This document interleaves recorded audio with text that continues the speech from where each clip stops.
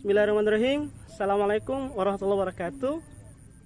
Hari ini Ustadz Denny akan menjelaskan tentang pertanyaan-pertanyaan calon hafiz Al-Quran ataupun yang sudah hafal Al-Quran. Pertanyaannya simple, semua orang bisa jawab. Bahkan, orang yang tidak mendalami ilmu Al-Quran pun bisa menjawab. Pertanyaannya adalah, apa penyebab seseorang kesulitan dalam menghafal Al-Quran? Pasti jawabannya tahu kan?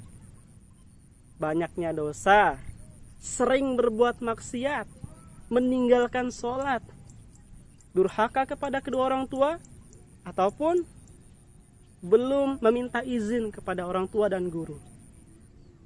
Mungkin jawabannya seperti itu. Salah atau betul? Ya, benar, tentu saja betul dan benar. Ya, tidak ada yang salah.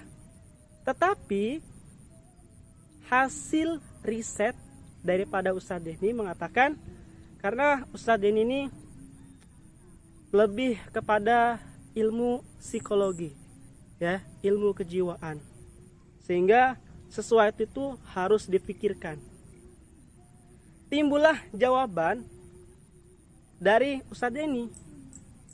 Yang pertama, penyebab orang kesulitan dalam menghafal Al-Quran adalah, perhatikan, yang pertama, ayat Al-Quran yang dia lihat itu masih asing. Ya, misalkan ada kalimat yang susah, misalkan Bismillahirrahmanirrahim, wa min ayatihi an khalaqalakum. An khalaqalakum, dia baca khalaqakum. Nah, itu kan sulit.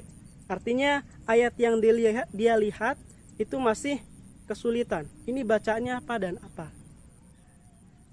Yang kedua, ayat yang ia baca itu masih asing, sehingga bacanya masih kesulitan, ya. A I U tidak jelas. Yang ketiga, ayat yang dia dengar itu masih asing, ya, ataupun ini bacaan apa, ini surat apa, kok bacanya begini, kok begini, ini masih asing di telinganya, sehingga tiga inilah yang menyebabkan seseorang kesulitan dalam menghafal Al-Quran. Kita ulangi biar tidak sulit. Yang pertama penyebabnya adalah ayat yang ia lihat itu masih asing. Yang kedua, ayat yang ia baca dengan mulutnya masih asing. Yang ketiga, ayat yang ia dengar itu masih asing di telinganya. Lalu solusinya bagaimana, Mis? Ya, lalu solusinya bagaimana, Ustaz?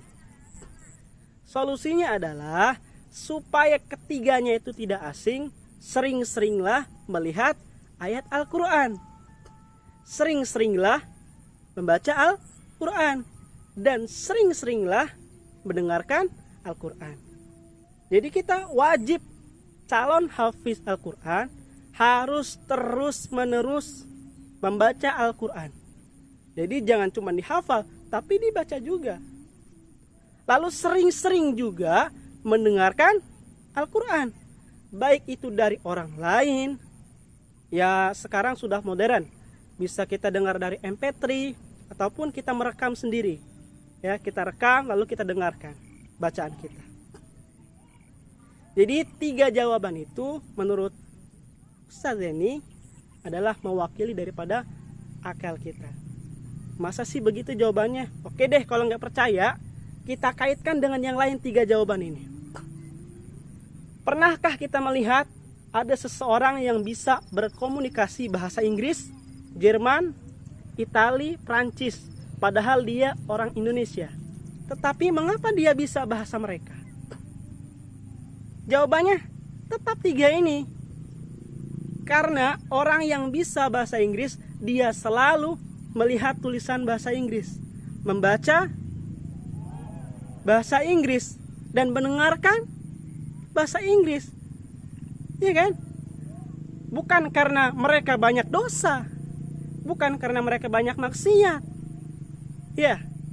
Jadi di sini masuk ke dalam akal kita. Oh iya ya, ternyata orang yang banyak dosa pun bisa hafal Quran. Bisa. Banyak sekali orang non-muslim hafal Al-Quran. Kenapa? Nah, ada kata kuncinya. Jadi, orang yang bisa bahasa Inggris karena menurut mereka adalah bahasa Inggris itu penting. Orang yang bisa bahasa Jerman, kenapa? Karena bahasa Jerman menurut mereka penting.